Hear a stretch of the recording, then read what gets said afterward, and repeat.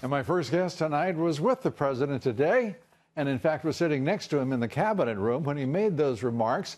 She was there to talk about further tax cuts and driving further economic growth. Joining us tonight, Representative Diane Black. She serves on the House Budget Committee as well as the House Ways and Means Committee. Representative Black, great to have you with us. Well, thank you, Louis. Great to be with you. That was quite a moment in the White House, in the cabinet room. Your thoughts as it unfolded? Well, I think that the president made it very clear that he is acknowledging that the Russians cannot meddle. We're not going to allow them to meddle in our business, and especially in our elections. And our intelligence community is bright, and they will do the work that they need.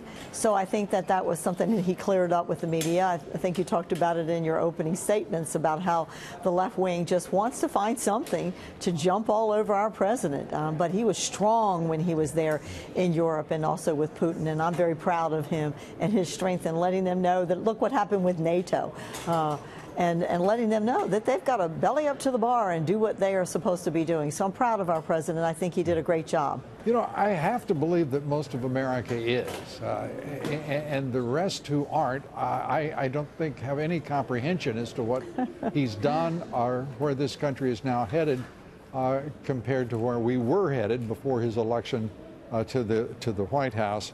I mean, it's sort of stunning that this president, who's created what we think will be 4% GDP growth this quarter, yes. Record unemployment, record unemployment for minorities in this country, an extraordinary foreign policy that is showing dividends across the globe, and he stands tall and all but alone in calling for balanced trade relationships, which nearly every macroeconomist 30 years ago would be cheering him. But these folks that we've got now in academia, the left wing, they won't even acknowledge realities like trade deficits cut into economic growth and have stripped trillions of dollars from this country in economic growth over the past 4 decades.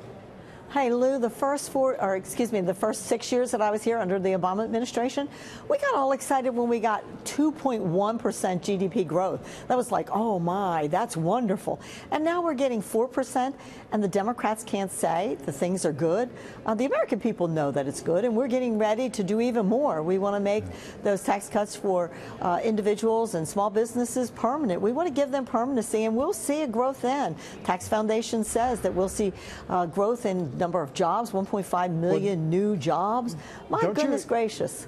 Don't you find it laughable that Chuck Schumer can say with a straight face that this president has gone soft on Russia? This president, unlike the previous president, he has ordered our military to carry on, whether it's against the destruction of ISIS, whether it is the destruction of anyone who puts our troops in harm's way, killing people.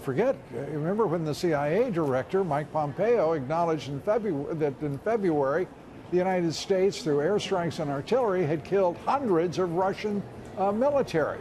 I mean, who are these idiots on Capitol Hill, including, by the way, your Speaker, House Ryan, who criticize this president who's done more than any one of the last 3 presidents to actually constrain Russia? Absolutely. And let's look at what happened in the previous administration with drawing the red line in Syria.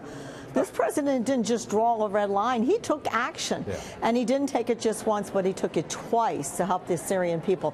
And so, look, there is no comparison with the kind of words that he uses and the actions that he takes. And I'm very proud of that. I'm 100% behind him. I'm going to just ask it this way, if I may, Representative Black.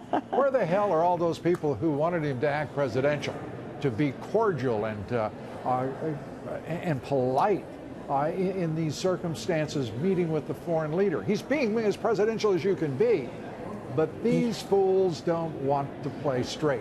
They are, to use one of his favorite words when talking about the fleas that dog him from time to time. He is being as presidential and forthright and effective as any president in modern history, more so in my judgment.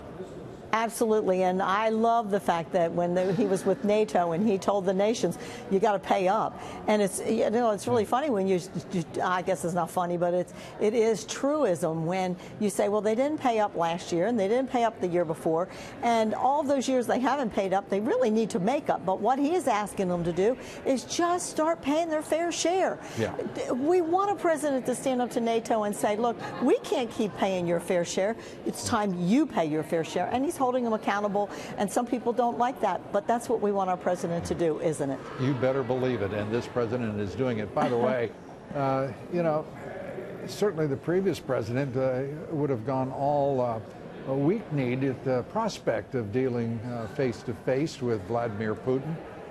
And, you know, I wonder why the Democrats aren't adding up the Russian casualties under this president versus Barack Obama. He of the strategic patience and the, well, the full-winded, vacuous statements about his own foreign policy, which amounted to nothing more than a giveaway of this country's interest in favor of Iran, you name it. And let's go back and, Congresswoman. Yes, let's just go back and look at one of my favorite presidents, President Ronald Reagan, who said, you will have peace, but it will be through strength. And that's what we're seeing now, and hooray for that. You better believe it, and hooray for this president. And yes. Good fortune to us.